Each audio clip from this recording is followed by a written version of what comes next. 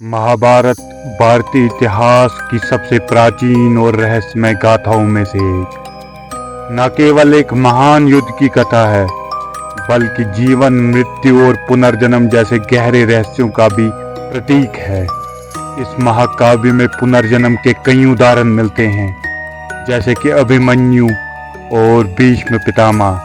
महाभारत की ये अद्वितीय धारणाएं पुनर्जन्म के रहस्य को और गहराई से समझाने का मार्ग प्रशस्त करती है। हेलो दोस्तों, कैसे हैं आप? तो शुरू करते हैं आज की सच्ची कहानी, जिसका शीर्षक है पुनर्जन्म, अतीत से वर्तमान तक का सफर।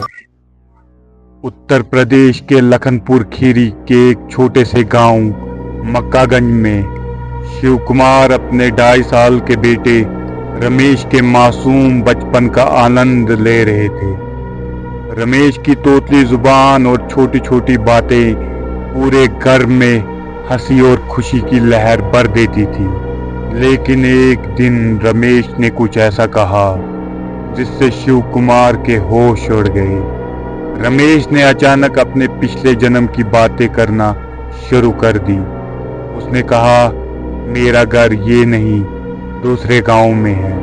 मेरे बीवी बच्चे वहीं रहते हैं। शिव कुमार ने इसे पहले तो मजाक समझा, लेकिन रमेश का बार बार इस बात पर अड़ जाना कि वह राखी के दिन अपनी बहन के पास जाना चाहता है और हैरान करने लगा। रमेश ने गांव का नाम भी बताया और वह लगातार कहता रहा कि उसकी एक बहन है जो राखी बांधने का इंतजार कर रही है। शिव कुमार ने खुद को समझाया कि ये महज बच्चे की कल्पना है, लेकिन जब रमेश बार बार उसी गांव का नाम लेता रहा तो शिव कुमार ने तय किया कि वह उस गांव में जाकर सच्चाई का पता लगाएगा। रक्षाबंधन के दिन रमेश ने फिर से जिद की। उसकी जिद इतनी बढ़ गई थी कि शिव कुमार ने हार मानकर रमेश को उस गांव ले जाने का फैसला किया। वह गांव पास ही था, इसीलिए बिना देरी किए शिव कुमार ने अपने बेटे को साथ लिया और वहां पहुंच गया। गांव में पूछताछ करने पर लोगों ने एक ऐसी कहानी बताई जिससे शिव कुमार के पैरों तले जमीन खिसक गई। वहां के लोगों ने बताया कि लगभग 5 साल पहले एक व्यक्ति जिसका नाम राजेश था की सड़क दुर्घटना में मौत हो गई थी। उसके पीछे उसकी पत्नी और एक छोटी बच्ची बची थी। रमेश ने उसी परिवार का नाम लिया था और कहा था कि वहां उसकी बेटी और उसकी पत्नी है। रमेश ने घर का सही विवरण बताया और यहाँ तक कि उस घर के पिछले हिस्से में लगे एक पुराने पेड़ का जिक्र किया, जिसके बारे में केवल परिवार के लोग ही जानते थे। इस घटना ने गांव में हलचल मचा दी। रमेश को उसके पिछले जन्म के परिवार से मिलाया गया और उनकी आंखों में भी आंसू थे। रमेश की जुबान से निकली बातें एक एक कर सच साबित हो रही थी।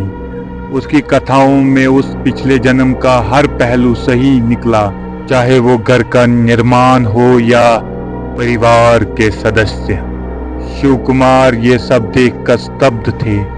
उन्होंने कभी सपने में भी नहीं सोचा था कि उसका बेटा इस तरह से पिछले जन्म की बातें करेगा और वह बातें सच भी होंगी। धीरे धीरे ये खबर पूरे गांव में फैल गई और लोग इस घटना को देखने और सुनने के लिए आने लगे।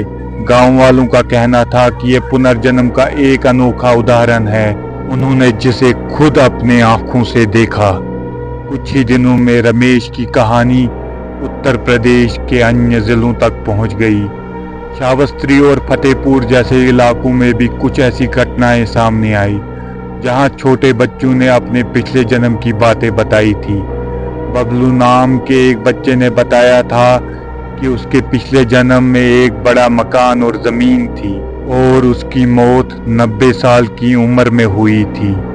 वही फतेहपुर के एक बच्चे ने अपने पिछले जन्म में हुई हत्या का भी जिक्र किया था, जो बाद में सच निकला। रमेश की कहानी ने पुनर्जन्म के रहस्यों पर नए सवाल खड़े कर दिए। क्या यह सच में संभव है कि एक आत्मा दूसरे शरीर में जन्म ले सकती है और अपने पिछले जीवन की यादें संजो रख सकती है, या फिर ये सिर्फ संयोग है? इन सवालों का जवाब शायद विज्ञान के पास ना हो, लेकिन मक्कागंज के शिव कुमार और उसके बेटे रमेश की कहानी ने सबको सोचने पर मजबूर कर दिया। समय के साथ रमेश अपनी वर्तमान जिंदगी में फिर से रमने लगा, लेकिन उसकी कहानी ने गांव और उसके बाहर के लोगों के मन में पुनर्जन्म की इस पहेली को हमेशा के लिए बसा दिया। तो दोस्तों, कैसी लगी आपको हमारी आज की सच्ची कहानी? अगर आपको हमारी कहानियाँ पसंद आती है तो हमारे इस चैनल को सब्सक्राइब करें और हमारी इन कहानियों को लाइक और शेयर करना ना भूलें।